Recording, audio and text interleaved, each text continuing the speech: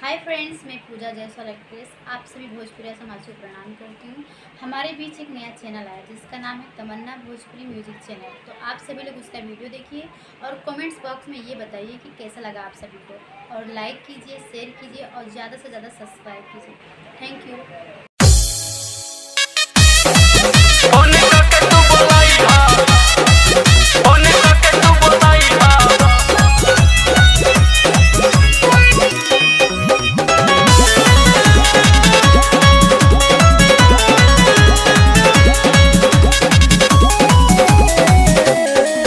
Mummy papa रात भर जागेले, जल्दी सुते लेना भैया हो।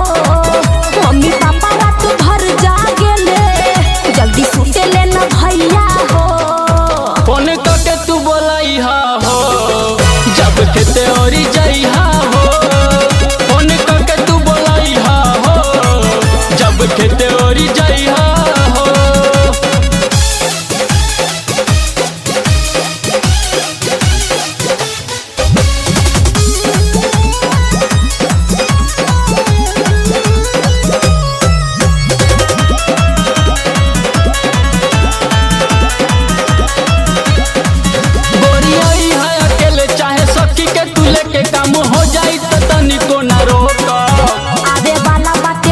जदि करब तू भेट बढ़ी जाई, परेशानी लेके भोग गोरी आई है अकेले चाहे सखी के तू लेके काम हो जाई तो तनिको ना रोक।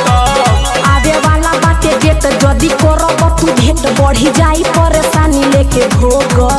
कल 11 बजे रहनी बोलावत रहे चापत भैया हो।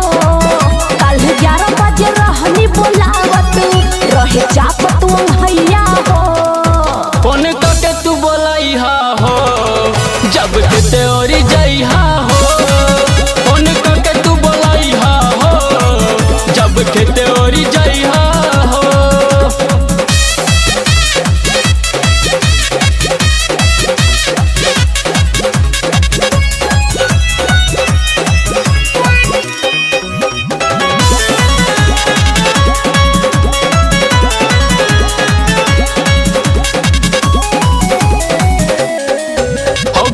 विश्वासी के तू जान धर्मेंद्र के दिलावा के बसल बारू अंदर। हे अरविंद भोजपुरिया ना बाटे रब खाई, हमार बढ़ी के हो गइल बा समंदर।